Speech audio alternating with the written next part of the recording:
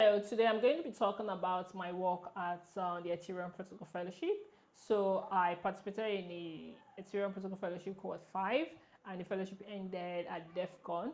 So during the course of the fellowship, I got to learn more about the Ethereum protocol, the consensus layer, the execution layer clients, different things, the Ethereum roadmap, and so many developments coming up in the Ethereum protocol when it comes to research, things like APBS and account abstraction, so many other things, and then the vector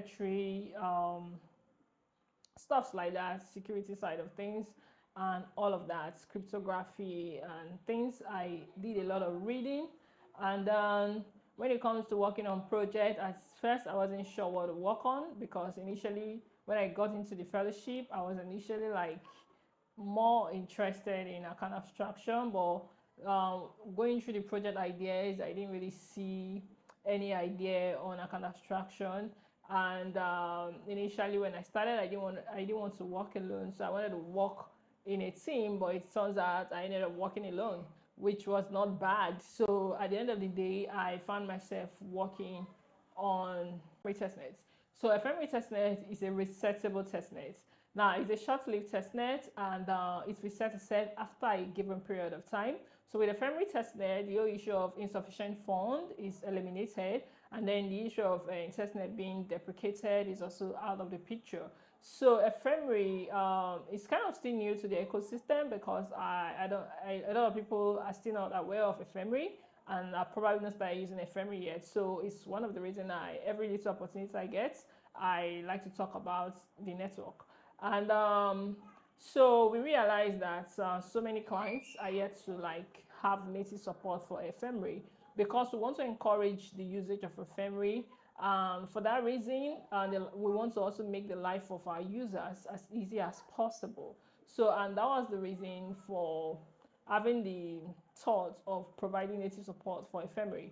So before now, you needed to have like some extra params to be able to like install or set up ephemery on any network. So on any client. So to remove that stress from our users, we decided to provide the native support for it, given the fact that ephemery is not like every other network that is just like straightforward, but this particular network resets. So there were some extra params, there were some extra logic and code that needed to go into the clients for that to be able to happen automatically. And that was what my work was majorly focused on. So I needed to like go into the client's code base, made some modifications similar to what other clients did, and then did some extra modifications suitable just for ephemery, like creating some custom functions that we be able to like check when an update is required, and then also on the reset side of things wrote some other configuration functions both on the Teku and the Beso client to be able to like handle those resets, like going to the beacon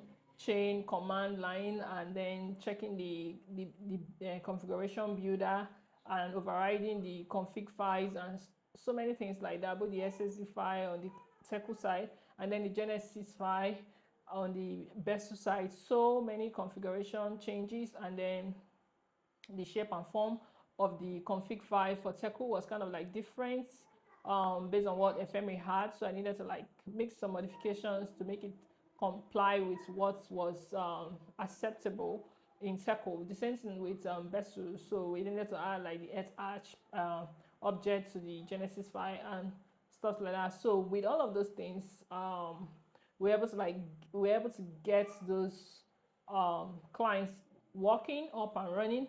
So at the end of the work, I made sure to like write some useful tests to test those implementation and the different use cases of it. And yeah, so and then after that, I made sure to write some good documentations so that once you go to Teku or Besu, if you check for any of the network, if you check for ephemery network, you see the documentation that will guide you similar to what they have for Sepolia and the mainnet or Olishki testnet and the likes. So yeah, that's pretty much what I did at the fellowship. And after the fellowship, I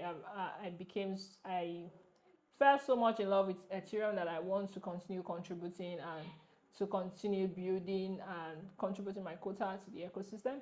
And thank you very much, and see you next time.